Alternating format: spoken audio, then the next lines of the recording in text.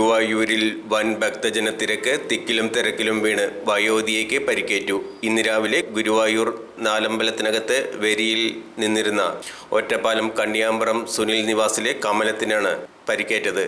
പുറകിൽ വരിയിൽ നിന്നുള്ളവർ തള്ളിയതിനെ തുടർന്ന് നിരവധി പേർ വീഴുകയും അതിന്റെ ഇടയിൽപ്പെട്ടാണ് കമലത്തിന്റെ നട്ടെല്ലിന് ഭാഗത്ത് പരിക്കേറ്റത്. ഉടൻ തന്നെ ഗുരുവായൂർ ദേവസ്വം ഹോസ്പിറ്റലിൽ എത്തിച്ച് എക്സ്റേ എടുക്കുകയും എല്ലിന് പൊട്ടലുണ്ടെന്ന് അറിയിച്ചതിനെ തുടർന്ന് തൃശൂർ ജൂബിലി മിഷൻ ഹോസ്പിറ്റലിൽ ചികിത്സയിലാണ് കമലം.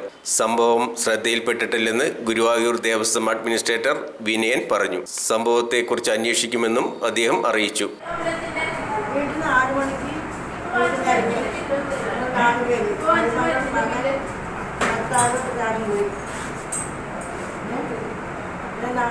പത്ത് 8 മണിയാകുമ്പോൾ അവിടെ എത്തി. 10:30 എനിക്ക് ദർശനമൊന്നും കിട്ടിയില്ല. നാളമ്പഴത്തിന് കൊണ്ട് ഇറങ്ങിയപ്പോൾ എല്ലാവരും കൂടെ വെച്ച് ഇറക്കിയിട്ടാണ് അവിടെ വീണ്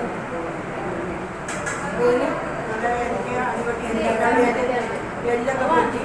പിന്നെ അവിടെ ദേവസ്വമൊക്കെയായിട്ട് എല്ലൊക്കെ പൊട്ടി ദേവസ്വമൊക്കെയായിട്ട് അവിടെ ചെന്നപ്പോൾ ഒന്നും എനിക്ക് അവിടെ എക്സ്റേ എടുത്തു, ഇഞ്ചക്ഷൻ വെച്ചു.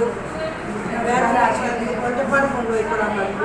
വീട് അവിടെ വെച്ച് വീട് ഒറ്റപ്പാടാൻ വന്നപ്പോൾ അവിടെ കൊണ്ടുപോയി നോക്കാം പറയാം.